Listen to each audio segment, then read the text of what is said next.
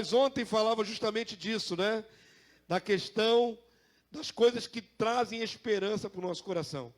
Antes de distribuir os elementos nessa noite, nós precisamos ver a grandeza do gesto do nosso Senhor, Salvador e Rei Jesus Cristo.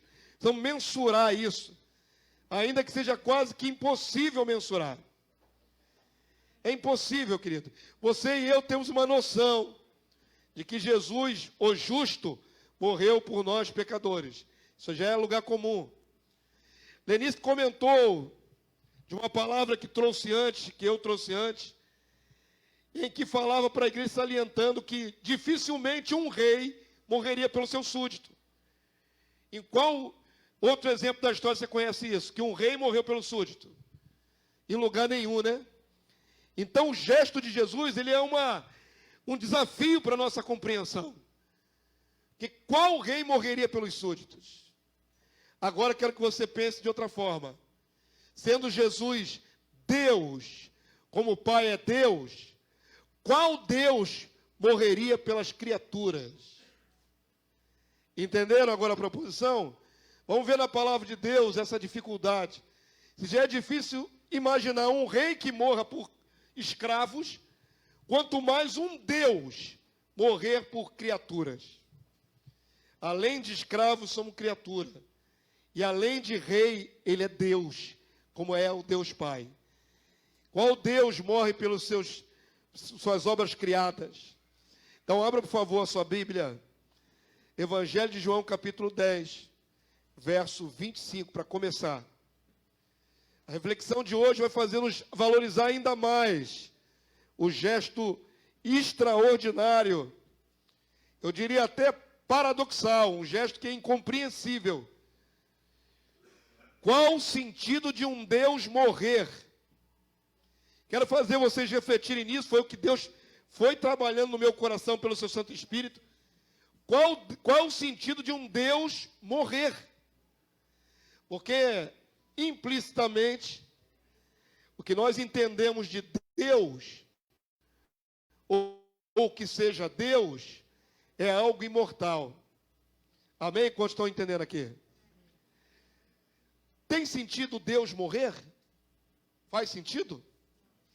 A priori, nenhum Deus morre. Tem até uma canção que cantamos ontem na comunhão, né? O fogo nunca apaga, Deus nunca morre. Mas Deus morreu, Deus Filho. E isso é uma coisa que nós temos que pensar. A dificuldade de entender que um Deus morreu. João capítulo 10, verso 25. Quando estão com os olhos no texto? Acompanhe esses textos, porque eu não vou filosofar, eu vou amarrar o conceito bíblico, para que saiamos daqui com entendimento bíblico, ok? Então acompanhe os textos para você entender. A proposição é mais profunda do que você imagina. A palavra do Senhor diz assim, aquele momento da crucificação. Perdão, é antes disso. É antes da crucificação esse contexto. Respondeu-lhe Jesus, já vô-lo disse, e não credes. Jesus está falando com os judeus daquela época. Os judeus que não criam. As obras que eu faço, em nome de meu Pai, testificam a meu respeito. Mas vós não credes, porque não sois das minhas ovelhas. Então, Jesus está dizendo claramente que aqueles judeus, aquele grupo específico, não fazia parte das ovelhas dele. Verso 27.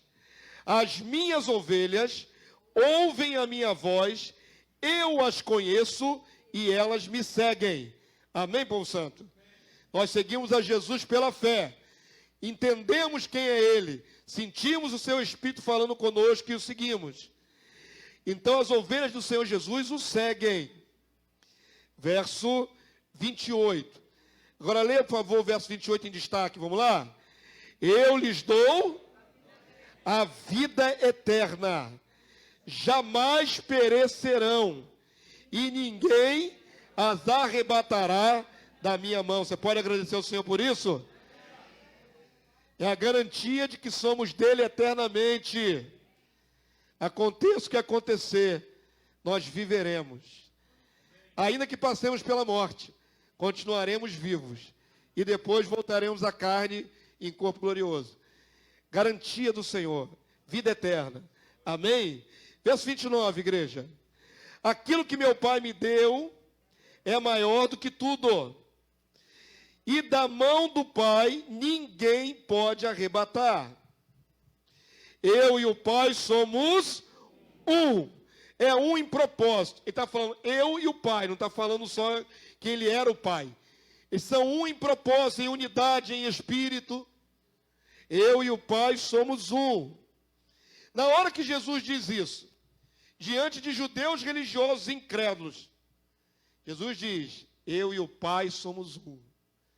Isso tem um baque muito forte na mente daqueles homens. Porque Jesus, diante desses judeus, era só mais um judeu.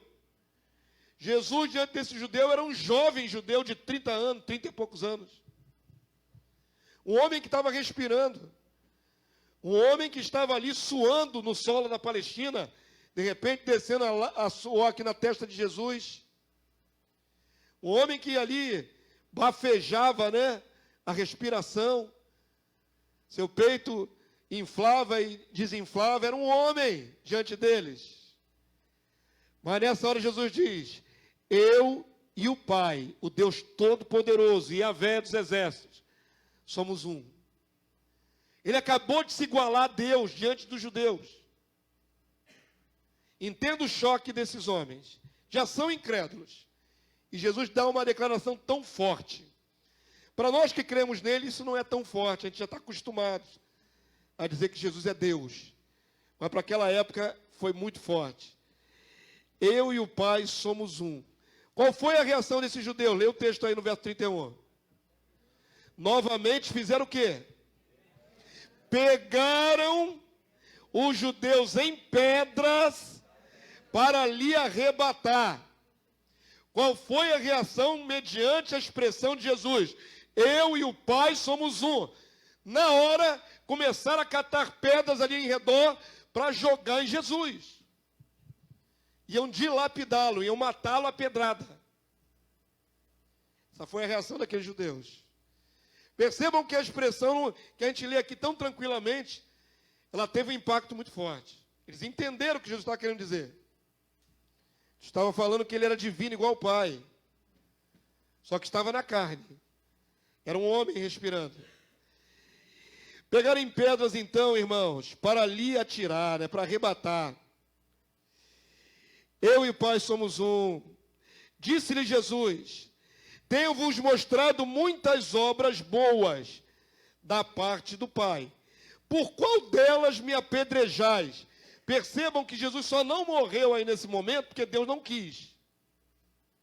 Mais de uma vez, os judeus tentaram matar Jesus, literalmente. E uma das passagens diz que ele passou no meio deles.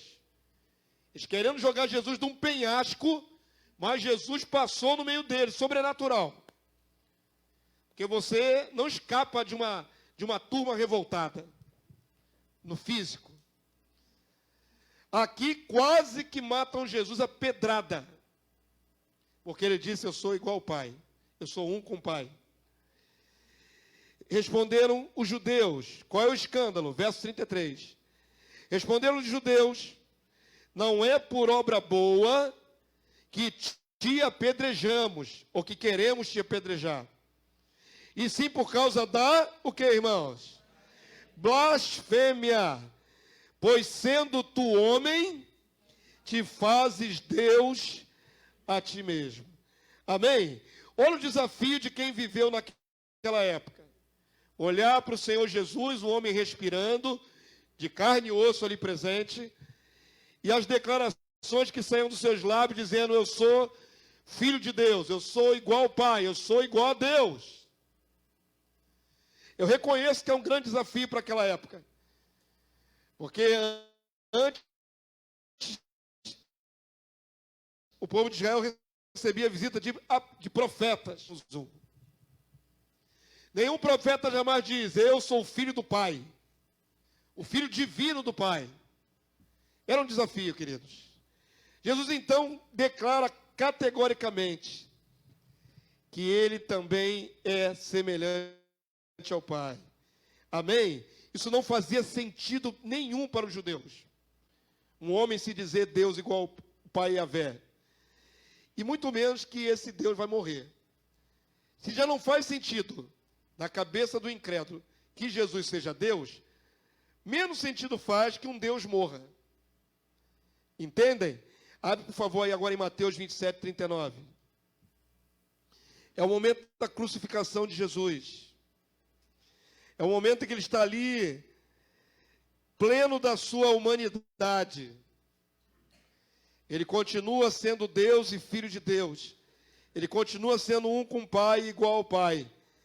Mas ali na cruz está toda a sua humanidade. Mateus 27, 39, igreja. Até o verso 43. Quantos estão acompanhando? Amém? Acompanhe para você ter o pleno raciocínio, senão você não vai alcançar. Jesus está na cruz, já está pregado, agonizando, e aqueles que estão ao redor vendo Jesus na cruz, inclusive os judeus religiosos que o odiavam, porque achavam que ele estava blasfemando. Há uma palavra na sua tradução da Bíblia que diz, chamavam Jesus de embusteiro. Você sabe o que é embusteiro? É um 71, é malandro, é enganador. Olha a imagem que os judeus religiosos tinham de Jesus. Um enganador, um louco, um embusteiro. Então, quando Jesus finalmente vai para a cruz, os que não criam nele ficaram felizes. Está vendo aí? Não passa de um enganador, é um homem qualquer, como qualquer outro condenado que vai morrer. A blasfêmia deles é porque não conseguiam transcender a vida física de Jesus. Aquilo para eles era impossível. Deus não é homem. O homem não é Deus. Olha como é que blasfemavam de Jesus, verso 39. Os que iam passando blasfemavam dele, meneando a cabeça e dizendo: ó tu que destróis o santuário em 3 dias e o reedificas, salva-te a ti mesmo, se és filho de Deus, e desce da cruz. Você não andou dizendo que é um com Deus, você não andou dizendo que é semelhante a Deus Jeová, então você tem todo o poder, desce da cruz. A blasfêmia era essa, a afronta era essa. Você falou que era igual a Deus. Você falou que era divino, que era filho de Deus. Desce da cruz. Verso 41. De igual modo, os principais sacerdotes com os escribas e anciãos, escarnecendo, diziam: salvou os outros, a si mesmo não pode salvar-se. É rei de Israel. Estão debochando. Eles não estão reconhecendo. Estão debochando de Jesus. É rei de Israel esse. Desça da cruz e creremos nele. Verso 43. Estão citando uma palavra profética de um salmo. Confiou em Deus, pois venha livrá-lo agora, se de fato lhe quer bem. Porque disse, qual é a grande acusação? Sou filho de Deus. Jesus declarou isso mais de uma vez diante deles. Eu sou filho de Deus. Na verdade, a maior parte dos textos, Jesus se declarava filho do homem. Filho do homem é uma expressão que denota a sua humanidade. Eu sou um homem, filho de homem. Sou filho da humanidade. Essa expressão quer denotar isso. Eu sou tão humano quanto vocês, ainda que divino. Perceba o paradoxo, como é difícil, né? Ele é homem ou ele é Deus? Ou ele é homem-Deus, Deus-homem? Os judeus estavam escarnecendo dele porque ele disse: sou o Filho divino de Deus.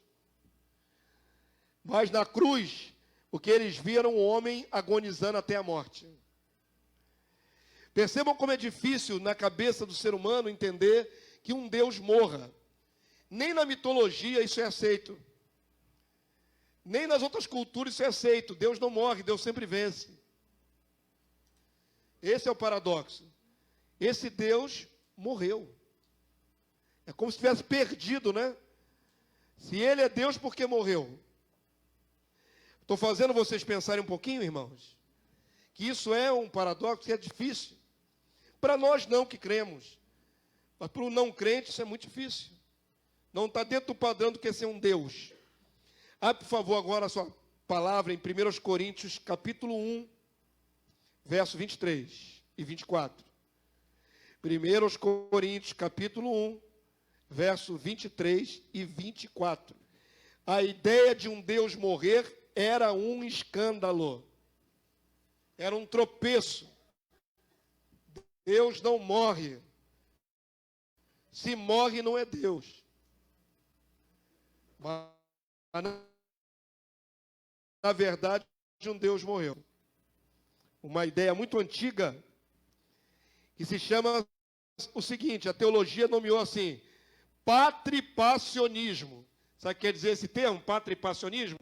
Pátria de pai, passionismo de paixão. A paixão do pai. Havia uma ideia desde o primeiro e segundo século de que o Pai, Deus Todo-Poderoso, morreu no corpo do Filho. Isso se chama patripassionismo. Pensa nessa loucura. Pensa. Tem gente que acha isso. Que Deus Pai experimentou a morte. Deus Pai nunca morreu. Deus Todo-Poderoso sentado no trono jamais morreu. Jesus não era só um corpo, um fantoche, em que Deus o Pai habitava. Jesus era um ser, um indivíduo. Amém, povo santo? Ainda que Deus igual ao Pai, ele era um indivíduo. Deus não estava possuindo o corpo de Jesus na cruz. Isso é um erro grosseiro, patripassionismo. Achar que o Pai experimentou a morte. Então, vamos lá, vamos pensar nesse raciocínio muito fraco. Se Deus do universo, que sustenta tudo, até a terra, os astros, ele está sustentando com a sua vida o seu poder. Se ele morre, o que acontece com tudo que ele criou? Morre junto. Se Deus o Pai tivesse morrido na cruz, no corpo do Filho, o universo ficava sem Deus. Deus nunca morreu. Quem morreu foi o Filho Deus. O Deus Filho. Amém, queridos? Então não engula essa história de que Deus morreu no corpo do Filho. O texto que eu pedi para vocês separarem. 1 Coríntios, capítulo 1, verso 23. Eu digo para vocês que era difícil entender Jesus morrer na cruz. Paulo fala assim, mas nós pregamos a Cristo crucificado. O que está escrito aí na continuidade? Escândalo para os judeus. Para os judeus, dizer que o Cristo morreu numa cruz, escândalo, tropeço. Pedra de tropeço para eles, na cabeça deles. E escândalo para os judeus, e o que mais, irmãos? Loucura para os gentios. Então entenda como é que a morte de Jesus era paradoxal. Os judeus achavam um absurdo e os gentios achavam uma loucura. Porque Deus não morre. O consenso geral entre gentios e judeus é que Deus não morre. Como é que ele morreu? Escândalo para os judeus, loucura para os gentios. Verso 24. Mas para os que foram chamados, tanto judeus como gregos, pregamos a Cristo, poder de Deus e sabedoria de Deus. Deus realmente quis confundir os homens. Amém? Por isso que a encarnação é dita na palavra como um mistério. A encarnação do Filho é um total mistério. Primeiro, Deus não morre, mas também Deus não vira homem. E Deus virou homem. É um mistério. Toda a encarnação até a sua morte é um absoluto mistério que não cabe na cabeça do ser humano. Como é que Deus vira homem? Como é que se Deus que virou homem morre e ressuscita? Tudo é muito difícil de entender. A gente entende a nível intelectual, Mas se você for pensar bem, é um negócio complexo. Não é? A vida não pode morrer. Ele é a vida. Ele é o logos da vida. Ele é o criador de tudo que existe. Nós estamos pisando nesse solo, estamos respirando esse oxigênio. Você sabia que deve tudo a Jesus? Querido, você não deve só a sua vida, no sentido religioso, não. Você deve a sua subsistência. Porque Ele sustenta todas as coisas com a palavra do seu poder. Entenda. Entenda, você está vivo, respirando, pisando nessa terra? Ele está sustentando tudo. Então, queridos, não é EBD, não tem intervenções. É uma pregação. Não tem como nós existirmos sem o Senhor. Ele sustenta todas as coisas. Até os incrédulos estão sendo sustentados por Jesus. Ele é o logos da vida. A vida de tudo depende dele. Até de quem não reconhece isso. Quantos entenderam? Agora ficou mais complexo. O Deus da vida, o logos da vida, morreu. Continua paradoxal. A vida morre. Perceberam como é complexo? É mais complexo do que a gente, às vezes, aprofunda no nosso entendimento. A vida morreu, o Deus da vida morreu. Existe uma teologia no meio dos judeus. Eu fiz uma pesquisa lá rápida. Os judeus não aceitam o cristianismo, não aceitam o nosso Cristo, nem muito menos que Jesus seja o Cristo prometido. Uma parte dos judeus. Os judeus que não creem. Os judeus que creem são como nós. Mas os que não creem criaram teologias para combater Jesus. E uma dessas teologias, eles declaram o seguinte, é uma teologia judaica.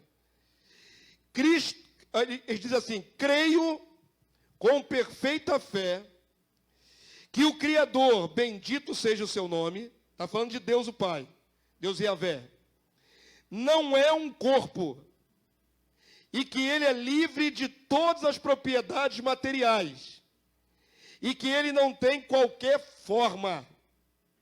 Doutrina de Rambam, é o nome do criador dessa doutrina no meio judaico. Perceberam que ele está combatendo? Deus não tem forma, Deus não é material. O que ele está negando? Absolutamente que Deus possa virar homem. Não é nada indireta, é uma direta para Jesus. Uma parte dos judeus não aceitam de jeito nenhum que Deus tenha virado homem. E que homem vire em Deus. Amém? Estão entendendo? Criaram esses artifícios. O mistério da morte de Jesus, então, queridos, é um paradoxo difícil de explicar. Por que um Deus morre? Por criaturas.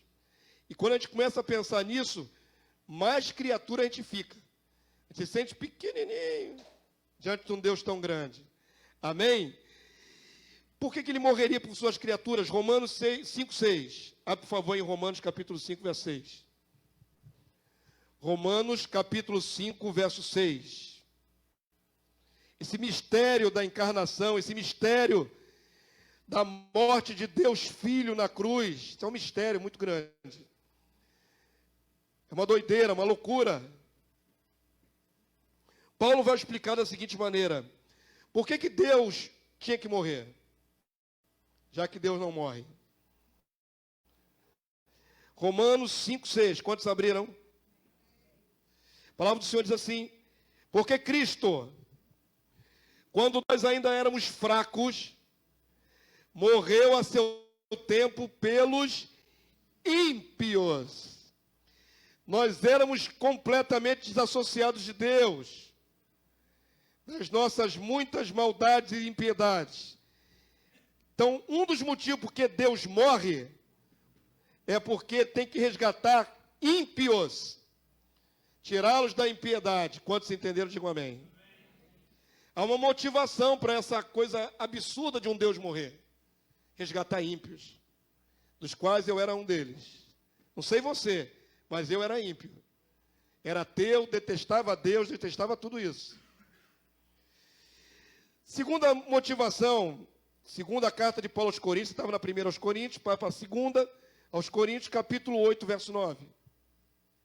Segundo aos Coríntios, capítulo 8, verso 9.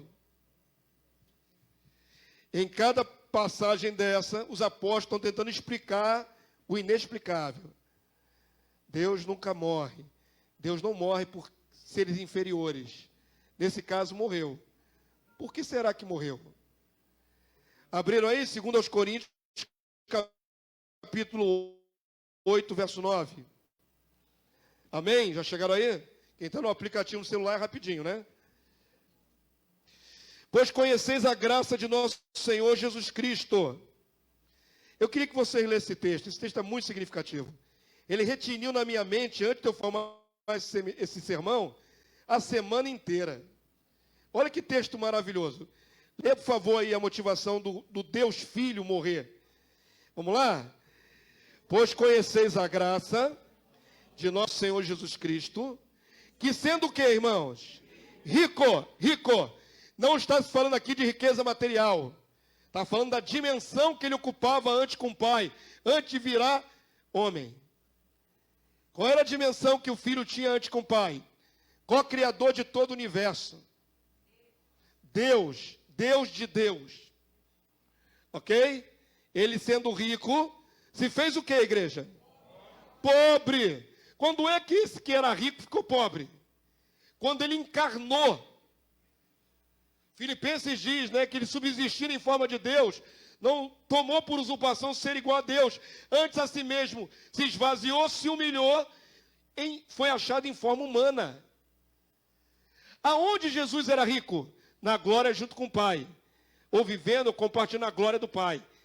Mas ele se torna pobre. Tornar-se pobre é a humanização do Filho que era Deus. O Deus que não sentia dor. O Deus que não sentia fome. Se humilhou a se tornar um de nós. É por isso que nós vamos valorizar o sacrifício de Jesus na cruz. Porque Deus não morre, mas esse Deus morreu. Qual foi a motivação? Nos resgatar. Amém, queridos? Olha que coisa incrível. Sendo ele rico, se fez pobre. Por qual motivação? Por amor de vós. Para que pela sua pobreza vos tornasseis ricos. Se eu estou falando de dimensão espiritual, ele era Deus junto com o Pai. Se fez homem, se empobreceu para nos enriquecer. De sorte que nós, sendo homem pobre, nos tornaremos divinos igual ao Senhor Jesus. Ninguém entendeu o que eu falei. Eu ontem estava pregando sobre a coroa que nós vamos ter na cabeça. A maioria das vezes nós passamos a semana, o mês inteiro, nem pensamos que vamos ter coroa. Você tem que começar a fixar seus olhos na promessa. A promessa é grandiosíssima. Amém? Todo aquele que vai herdar o reino, não herdará como carne e sangue. Carne e sangue não herdam o reino de Deus. Terão que ser transformados primeiro, no dia da glorificação de todos os santos. No dia que Jesus descer do céu, nós teremos que ser transformados. E nessa transformação, teremos um corpo igual da sua glória. Está escrito. Por isso, quando eu falo que ele se empobreceu, virou homem, para nos alçar a sua riqueza, ele está dizendo, eu tiro vocês da dimensão de homem e coloco na mesma dimensão que a minha. Vocês serão divinos como eu. O teu Senhor, o teu Salvador, o teu Rei, o co-criador do universo, se fez carne para que eu e você nos tornemos mais do que carne. Nos tornemos divinos, glorificados. Amém? Falei que aqui tem muito mais do que você imagina nessas declarações. É muito mais profundo do que você pensa. Muito mais. Leia, por favor.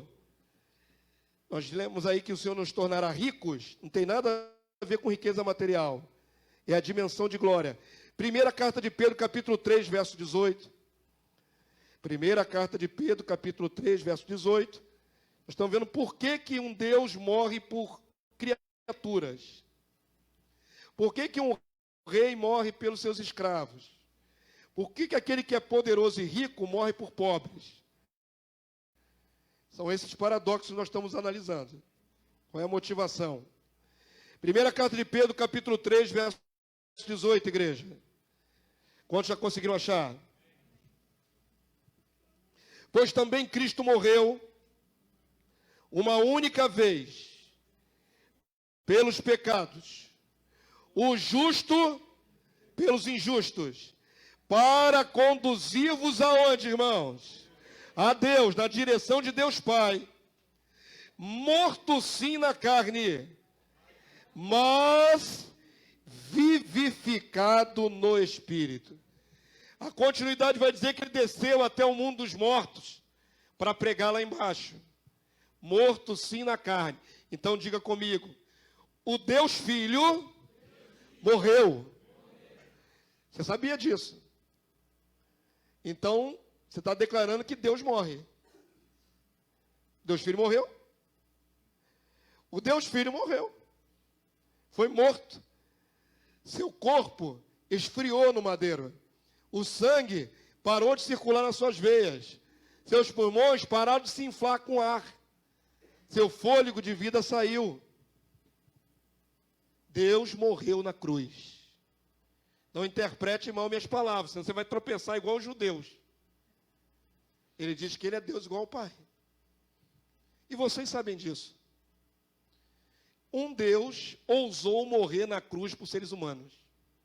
Esse é o nosso. Amém? Não tem paralelo na história humana. Nem nos mitos.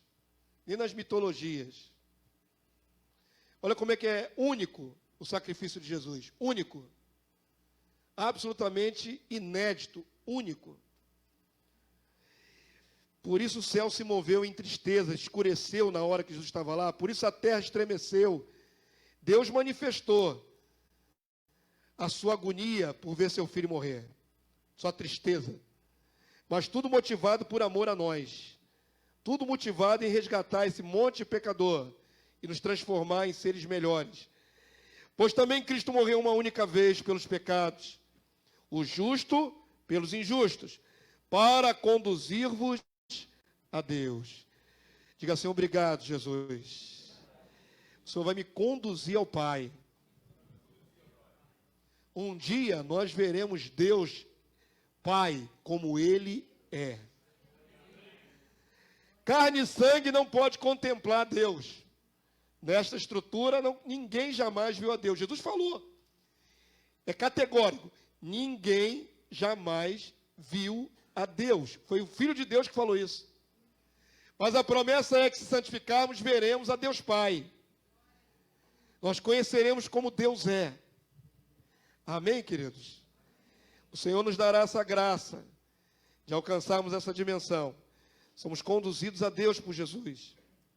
A motivação do Filho Deus, ou do Deus Filho, era se assemelhar aos seus irmãos. O rebaixamento de um Deus que vira criatura, ou toma a forma da criatura. O rebaixamento de um Deus todo-poderoso que fica fraco, que morre, que sente fome, que respira. Por que Deus morreu por criaturas?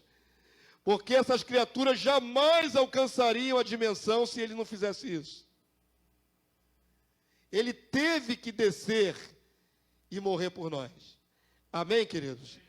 A palavra de Deus explica isso. Já estamos chegando na reta final da mensagem. Hebreus capítulo 2. Abra, por favor. Nós vamos ler um trecho um pouquinho maior. O livro de Hebreus é fantástico, é maravilhoso, ele é lindo.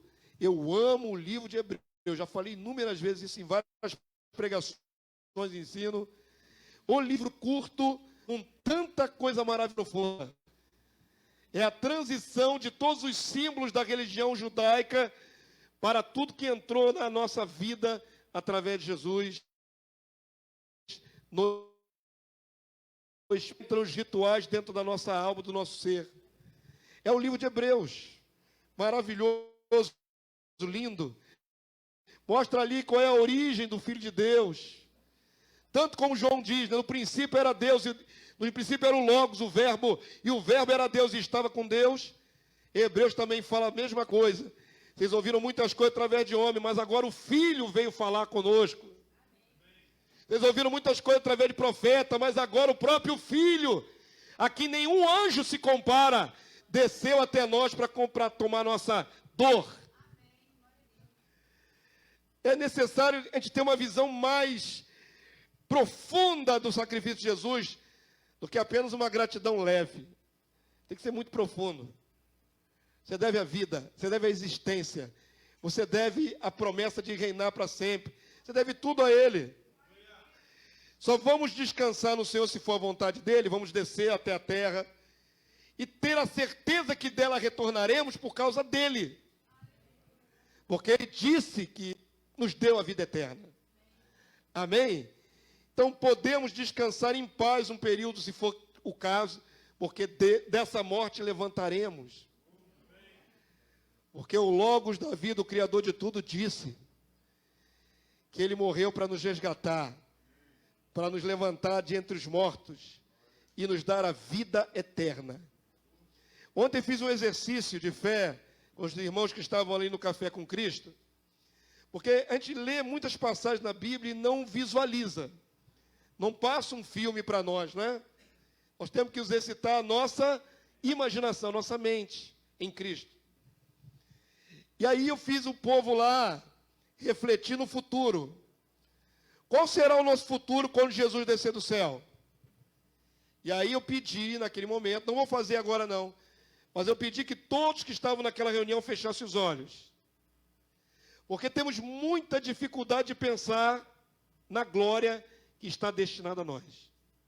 Muita dificuldade. Nós conseguimos pensar no dia de amanhã, a luta que nós vamos ter que enfrentar. Nós conseguimos pensar se amanhã eu vou ser assaltado. Nós conseguimos pensar se eu vou conseguir pagar aquela conta.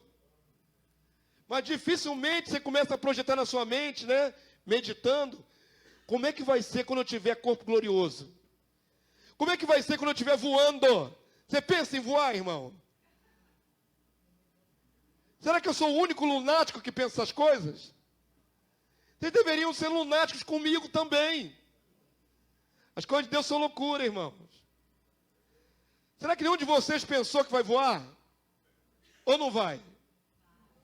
É só uma figura de linguagem. Vai voar. Você não quer, é problema seu. Você fica aqui embaixo. Ok? Mas no dia que Jesus descer do céu, rasgar o céu e descer com todo o poder, eu vou voar ao encontro dele. O encontro não é na terra, é entre nuvens, nos ares. Para chegar lá não é de avião, nem de nenhuma ferramenta que o homem construiu. Quem tem medo de altura perdeu o medo de altura.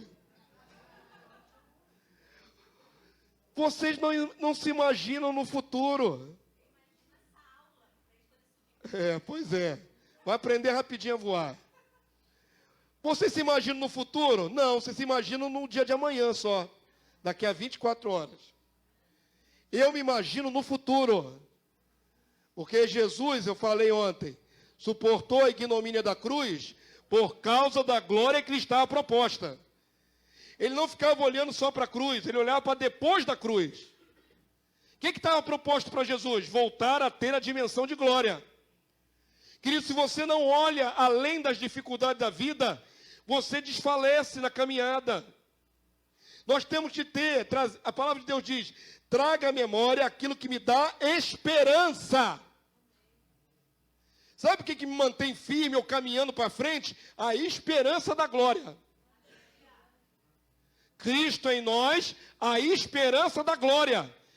E aquilo que se espera é aquilo que você não vê agora. A palavra explica isso. Se fosse agora, já não era uma esperança.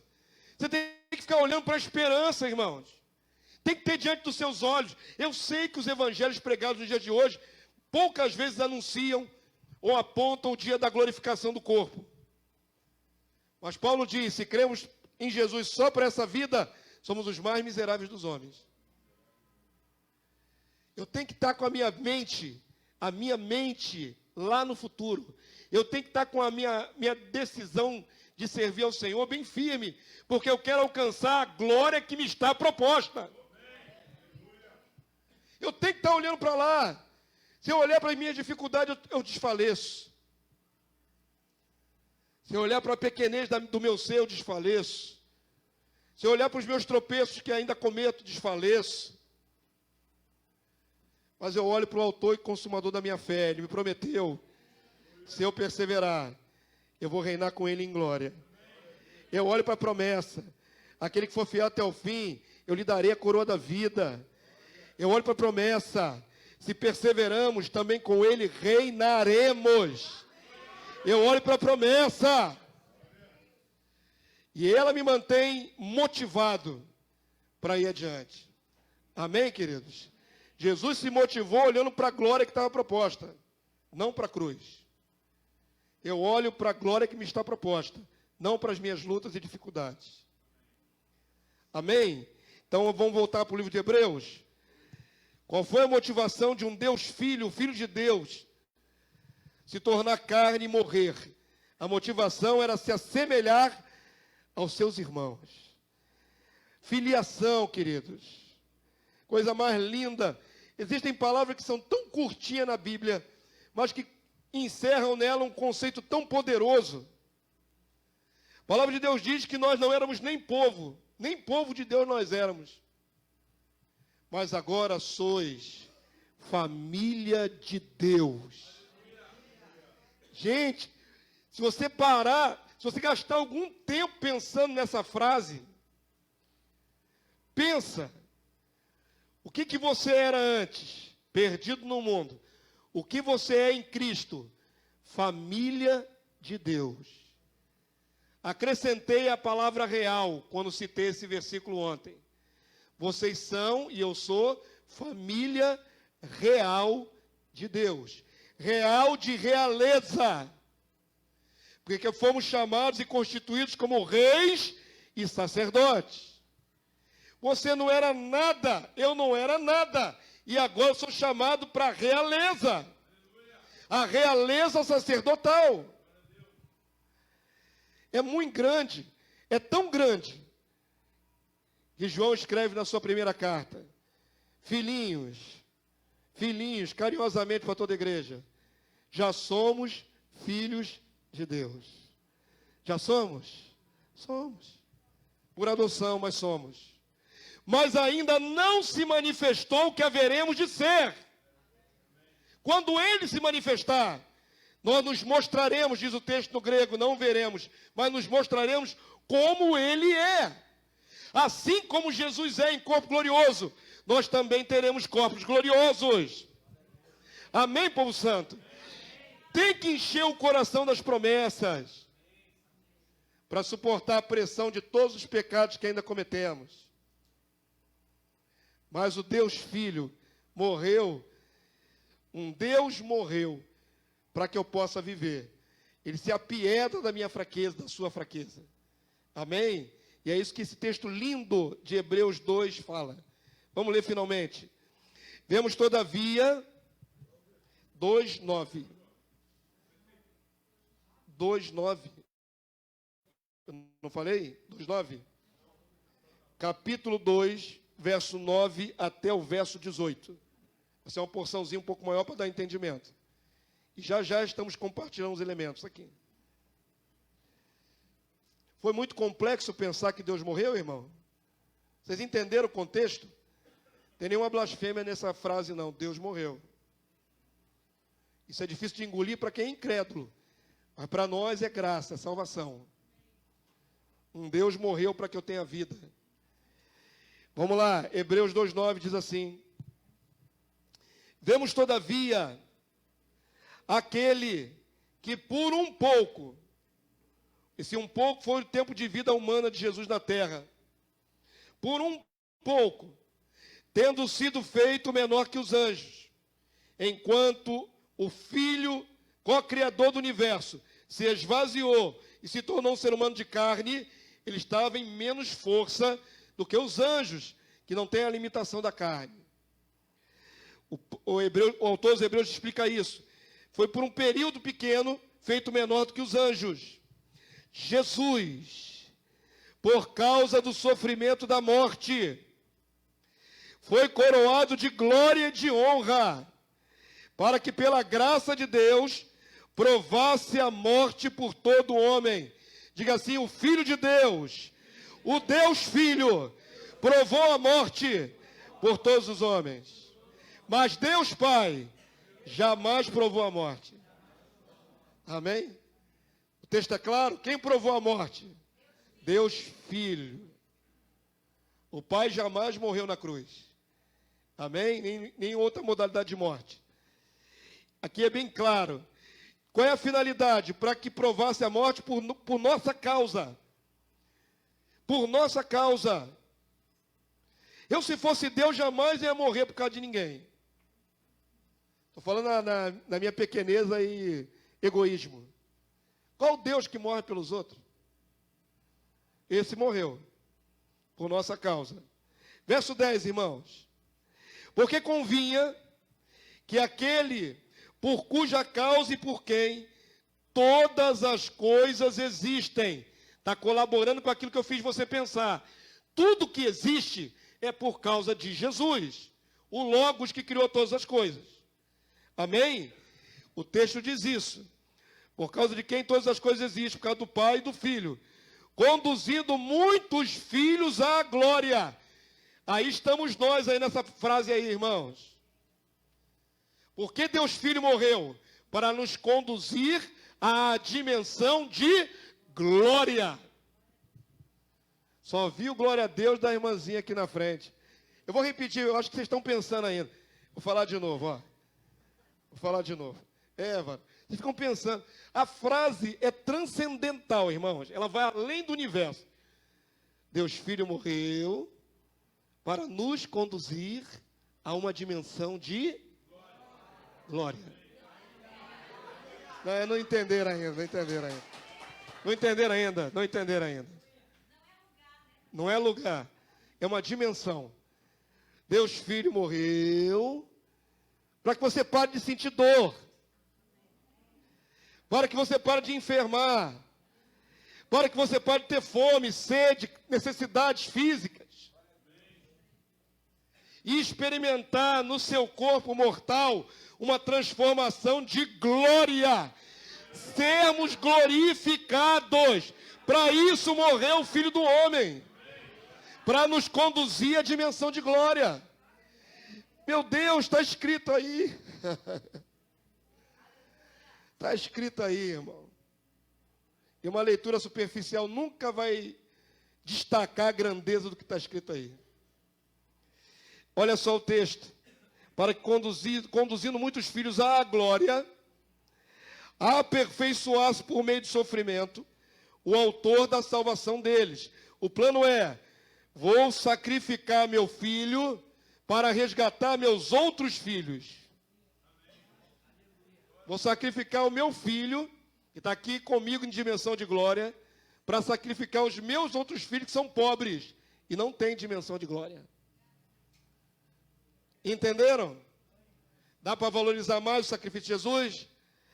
E aí o texto diz assim, é maravilhoso, é lindo esse texto.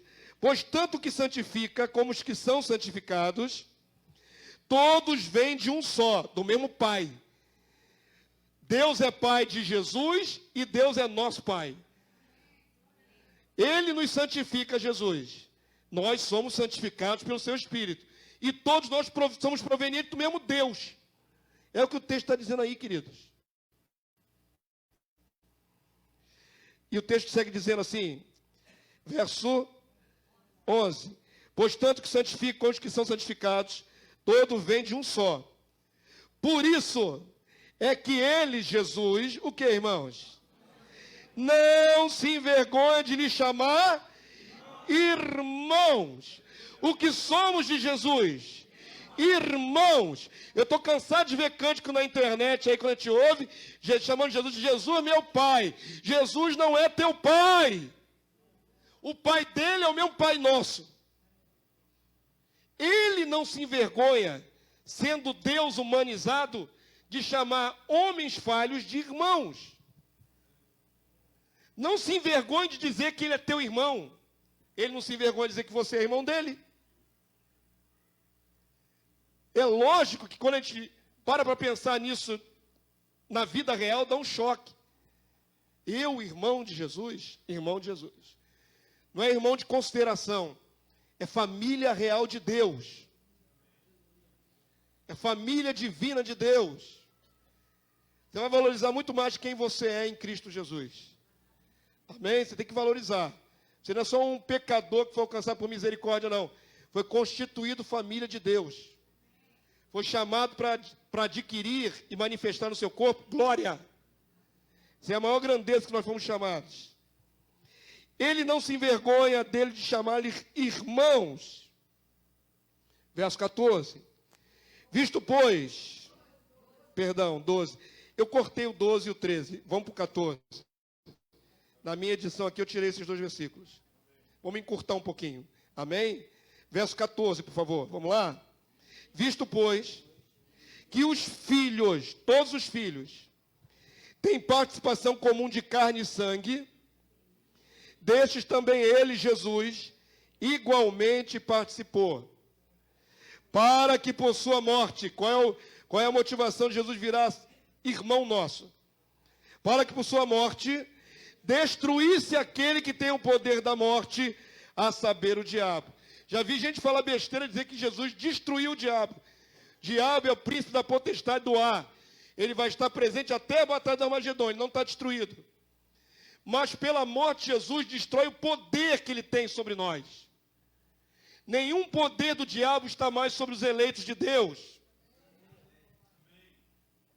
Não diga que o diabo já está destruído. Ele ainda tem atuação até a volta de Jesus. Amém? Mas ele não tem poder sobre nós. Aquele que é de Deus, o Senhor guarda e o maligno não lhe toca. Tem grandezas aqui maravilhosas nesse texto, irmãos. Verso 15. Estamos terminando. E livrar-se todos que pelo pavor da morte... Quem tem medo de morrer aí? Não vai se manifestar, né? Quem tem medo de morrer aí, irmãos? O sincero diz, eu. Todos temos medo de passar. Mas havia uma condição de passar perdido. E agora nós vamos passar salvos. Se passarmos, né? O texto diz, e livrar-se todos que pelo pavor da morte estavam sujeitos à escravidão por toda a vida. Verso 17. Por isso mesmo, convinha que em todas as coisas se tornasse semelhante aos irmãos. Somos chamados de irmãos. Para ser misericordioso e fiel sumo sacerdote nas coisas referentes a Deus e para fazer propiciação pelos pecados do povo. Então, a encarnação do Deus Filho e a morte de um Deus na cruz é para nosso benefício. Para nos tirar o peso do pecado. Para redimir-nos. Para tirar a escravidão. Para cobrir as nossas faltas. Amém? Verso 18, vamos lá?